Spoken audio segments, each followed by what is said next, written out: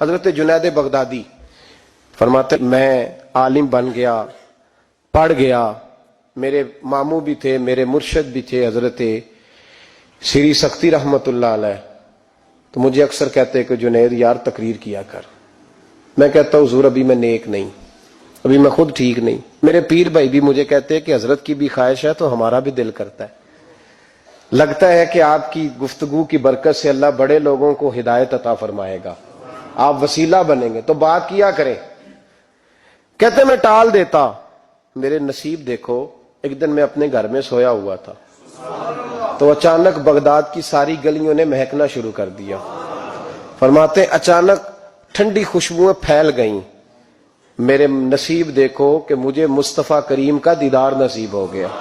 کہتے ہیں حضور تشریف لائے تو مصطفیٰ نے بڑا ہی نوازا، حضور نے اللہ اکبر بڑا ہی نوازا۔ کہتے ہیں محبوب جانے لگے تو ہلکا سا جملہ، میٹھی سی بات، جاتے دفعہ فرمانے لگے جنید تقریر کیا کر یار۔ داتا صاحب فرماتے ہیں کہ حضرت جنید بغدادی کہتے ہیں عرض کی حضور اب تو ضرور کروں گا، اب تو روز کروں گا، کھول کے کروں گا۔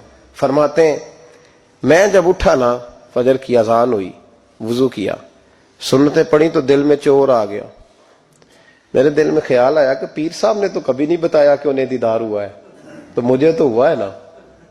پیر صاحب نے، بہت سارے لوگ پیر صاحب سے خود سیانے ہوتے ہیں نا، ان کو خود نور نظر آتا ہے روز خواب میں، وہ بہت سارے جلوے خود بیان کر لیتے ہیں۔ تو کہتے ہیں میرے دل میں خیال آیا کہ پیر صاحب نے تو کبھی نہیں بتایا، تو مجھے تو ہوا ہے۔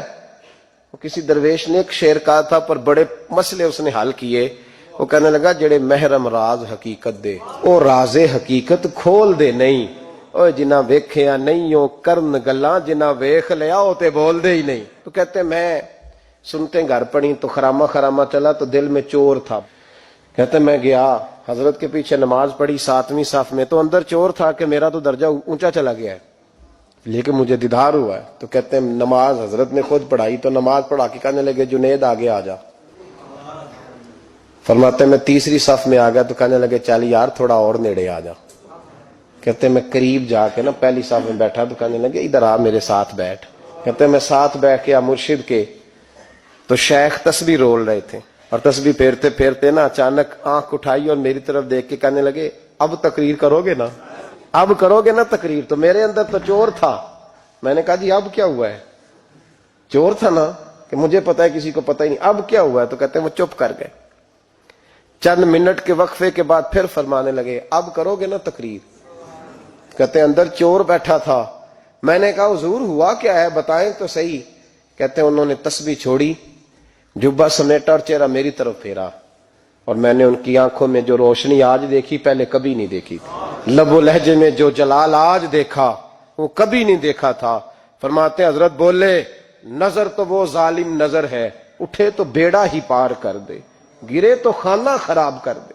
فرماتے ہیں میں نے حضرت کا جلال دیکھا اور میری طرف دیکھ کے فرمانے لگے جنید کل جو رات گزری ہے مجھے خواب میں اپنے رب کا دیدار ہوا تھا۔ مالک نے پوچھا کہ سری کوئی بات بتا، تو میں نے عرض کی مولا ایک ہی مرید تیار کیا ہے وہ بھی تقریر نہیں کرتا، کبھی تیرے حبیب کا ادھر کا پھیرا ہو تو ذرا جنید کو اشارہ کر جائے تو چلو میرا بھی کام بن جائے گا، لوگوں کا بھی نفع ہوگا۔ کہتے ہیں حضرت جنید بغدادی کہ میری چیخ نکلی، اللہ اکبر کہا تو میرے کپڑے پھٹ گئے، بغداد کی وہ مسجد ساری رونے لگی۔ کہتے میں قدموں میں گرا اور میں نے کہا محبوبہ مجھے معاف کر دے، مجھے تو آج پتہ چلا ہے کہ میرے اوپر مصطفیٰ بھی کرم فرمائے تو تیری دعاؤں کی برکت سے فرماتے۔